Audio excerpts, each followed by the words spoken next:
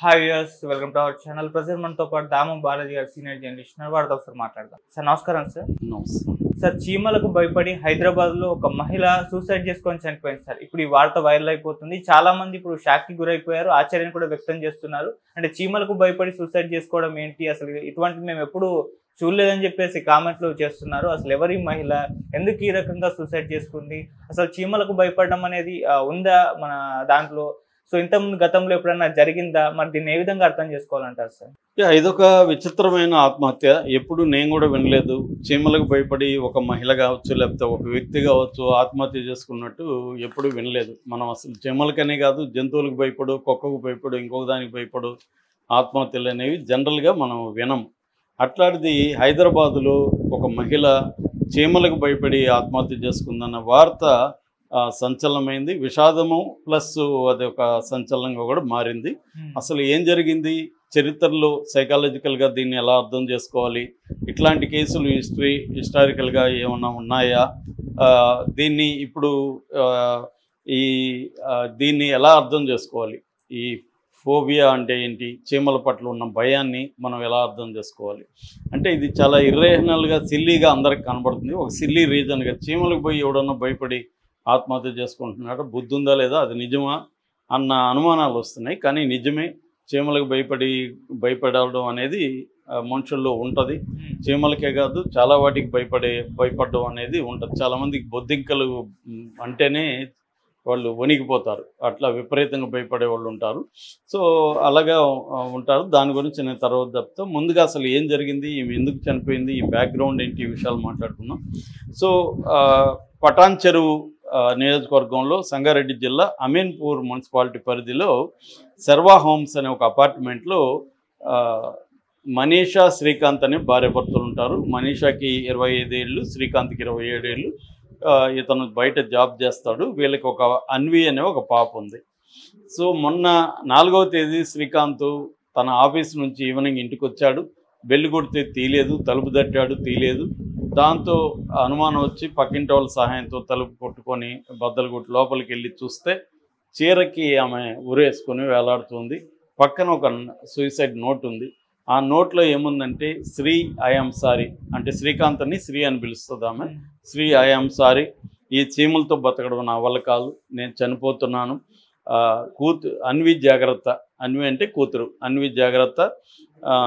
తర్వాత అన్నవరం, తిరుపతి, ఎల్లమ్మ మొక్కులు చెల్లించండి, ఎల్లమ్మకి వడి బియ్యం పోయింది మర్చిపోవద్దు అని ఆమె రాసిపెట్టింది. సో దాంతో అతను తలగొట్టుకుంటూ కుప్పగొల్లిపోయాడు. పక్కింటి వాళ్ళు పోలీసులకు ఇన్ఫామ్ చేశారు. పోలీసులు వచ్చారు, అతన్ని విచారించారు. ఏంటి పరిస్థితి అంటే అతను ఏం చెప్పాడంటే, ఈమెకి చిన్నప్పటి నుంచి కూడా చీమల భయం అనేది ఉంది. మేము అనేక సార్లు రకరకాలుగా చెప్పి చూసాము, పని చేయలేదు. చివరికి మేము మంచిర్యాల, నేటివ్ ప్లేస్ మంచిర్యాలలో సైకాలజిస్టుల దగ్గరికి కూడా చాలామంది దగ్గరికి తీసుకెళ్ళాము, కౌన్సిలింగ్ ఇప్పించాము. కానీ ఇలా చేస్తుంది అనుకోలేదు. ఆమెకు చీమలంటేనే తట్టుకోలేదు, ఒక విపరీతమైన భయంతో వణికిపోతుంది అనేది అతను చెప్పాడు. సో దీని మీద పోలీసులు ఎంక్వైరీ ఇంకా చేస్తున్నారు. కానీ ఇప్పటివరకు ఏంటంటే పోలీసులు చెప్తున్నది, విచారించిన తర్వాత ప్రాథమిక విచారణలో సూసైడ్ నోట్ రియలే. రెండోది, ఆమెకు చిన్నప్పటి నుంచి కూడా చీమల పట్ల ఒక భయం ఉంది. ఆ భయాన్ని పోగొట్టడానికి ఇంట్లో వాళ్ళు కానీ భర్త కానీ సైకాలజిస్ట్ దగ్గరికి అయితే తీసుకెళ్లారు. ఇంతవరకు నిజానికి అప్రిషియేట్ చేయాలి. మామూలుగా చీమల భయం ఎవరన్నా ఉందంటే ఎగతాళి చేయడము అవి చేస్తారు తప్ప ఇంట్లో వాళ్ళు సీరియస్గానే తీసుకొని సైకాలజిస్ట్ తీసుకెళ్లారు. అయినా అది పనిచేయలేదు. అంటే సైకాలజిస్టులు మరి ఎగ్జాక్ట్గా ఈమెకి ట్రీట్మెంట్ కరెక్ట్గా ఇచ్చారా లేదా, ఈ కేసు ఏంటి అనేది మనకు లోతైన వివరాలు తెలియదు. కాబట్టి మనం ఈ కేసు గురించి లోతుగా విశ్లేషణ చేయలేము, ఎందుకంటే దానికి తగిన సమాచారం మన దగ్గర లేదు. కానీ ఇలాంటి కేసులు గురించి జనరల్గా మాట్లాడుకోవడం అవసరం. ఎందుకంటే చాలామందికి కూడా ఇలాంటి రకరకాల భయాలు ఉండే, దీన్ని ఫోబియాస్ అంటారు.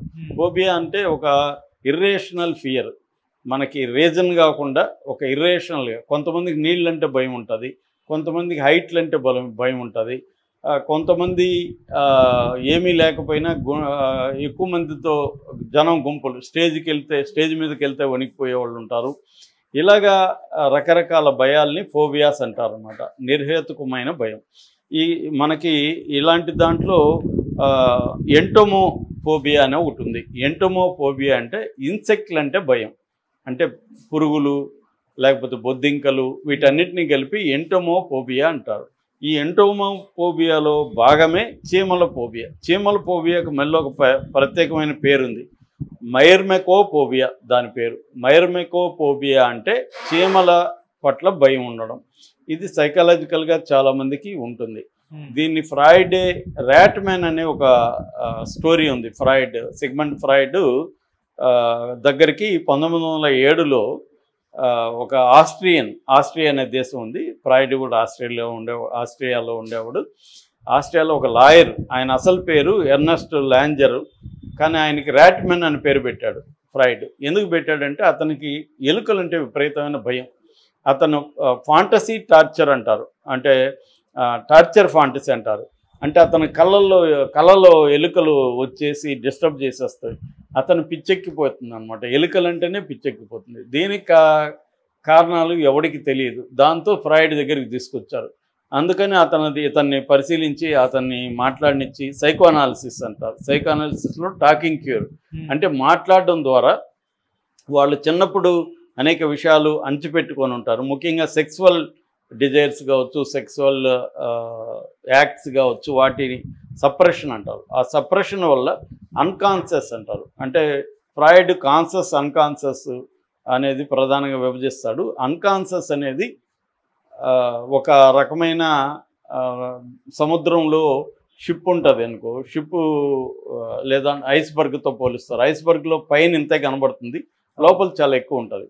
అన్కాన్షియస్ కూడా దాంతో పోలుస్తారు. అంటే మనకే తెలియని అనేక కోరికలు కావచ్చు, అనేక ఇవి దాంట్లో అణిగిపోయి ఉంటాయి. అది ఉన్నట్టు మనకు కూడా తెలియదు. అందుకనే సైకో అనాలిసిస్లో అన్కాన్షియస్ని కాన్షియస్గా మార్చడమే సైకో అనాలిసిస్ చేసే పని. అంటే ఈ డ్రైవ్స్లో వీటినన్నిటిని మాట్లాడించడం ద్వారా, ఆ భయాలు పోగొట్టడం ద్వారా అతనికి నయం చేయొచ్చు. దీని మీద ఆయన ఒక చిన్న బుక్లెట్ కూడా రాశాడు. Notes upon a case of obsessional neurosis అని బుక్ కూడా రాశాడు ఈ కేసు గురించి. ర్యాట్ మ్యాన్ అనేది వెరీ పాపులర్. అట్లాగే ఇంకొకటి ఉంది, అదేంటంటే రోస్టర్ మ్యాన్ అంటారు. అంటే ఒకడు వచ్చి సైకాలజిస్ట్ దగ్గరకు వచ్చి, నేను ఒక కోడి సార్ అని చెప్పాడు. నేను ఒక కోడి సార్, మా ఇంట్లో డిన్నర్కి నన్ను కోసుకొని తినాలని ప్లాన్ చేస్తున్నారు అని చెప్పాడు. ఇది కామెడీగానే ఉంటుంది, కానీ చూసేదానికి అతను సీరియస్గా వణికిపోతున్నాడు, భయపడిపోతున్నాడు. దాంతో అతనికి ట్రీట్మెంట్ ఇచ్చారు. నువ్వు కోడి కాదు అని చెప్పడానికి అతనికి సైకో అనాలిసిస్ ట్రీట్మెంట్ ఇచ్చారు. అది కూడా వెరీ పాపులర్ అనమాట, చికెన్ మ్యాన్ అంటారు.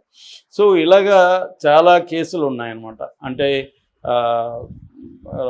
రకరకాల జంతువులు, రకరకాల పక్షులు, రకరకాల పురుగులు, వీటితో భయపడిపోయి వాళ్ళ జీవితాన్ని నాశనం చేసుకున్న కేసులు చరిత్రలో బోల్డ్ ఉన్నాయి.